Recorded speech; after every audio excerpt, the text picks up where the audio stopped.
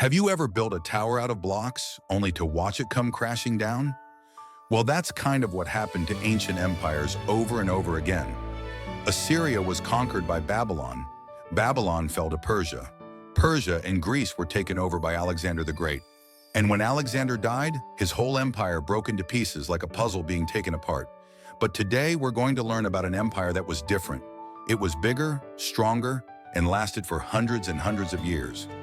Even 1,000 years after it ended, people were still speaking its language, reading its books, and copying its government. This empire was called Rome. Let's find Rome on a map. If you start from Greece and travel west across the sea, you'll find a piece of land that looks just like a boot. Can you see it? This boot-shaped land is called Italy, and it's a peninsula. That means it sticks out into the water, almost like a finger pointing into the Mediterranean Sea. And right there, in the hills of Italy, a tiny village was born. That village would grow up to become the most powerful empire the ancient world had ever seen. But how did it all begin? Well, the Romans told an amazing story.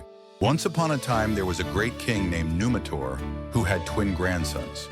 Two strong, healthy baby boys named Romulus and Remus. But King Numitor had a big problem.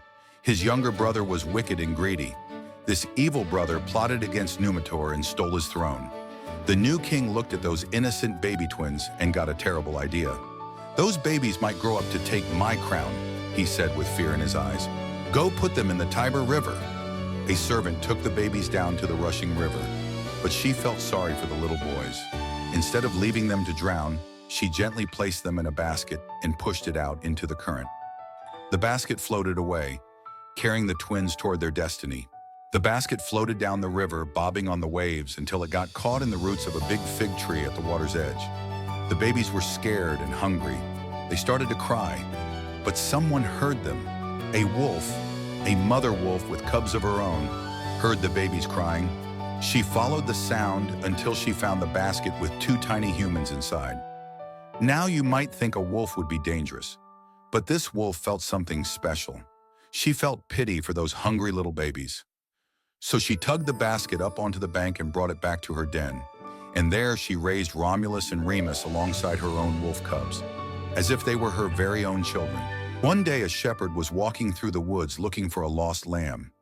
He heard strange sounds, a coo, then a gurgle, coming from some bushes. Curious, he pushed the branches aside and couldn't believe his eyes. There were two fat, happy baby boys playing right there among the wolf cubs, without a care in the world. The shepherd and his wife had no children of their own, so they took the boys home and raised them to be tall, strong, handsome young men. Romulus and Remus never forgot where they came from, and when they grew up, they had a dream. When Romulus and Remus were grown, they went back to that fig tree where their basket had landed so many years ago. They climbed the hills nearby and looked around. "This is the perfect place to build a town," they said to each other. "A town on top of these 7 hills would be strong and hard to attack." So they began to build their city. Romulus declared himself the king of this new town and took charge of building a great wall around it. "This wall will keep us safe," he declared proudly. "Anyone who climbs over my wall will be punished."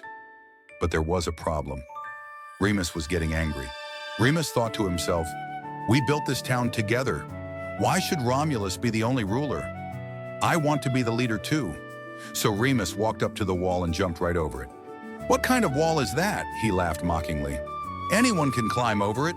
How can you keep the town safe with such a weak wall?" Romulus was so angry that something terrible happened.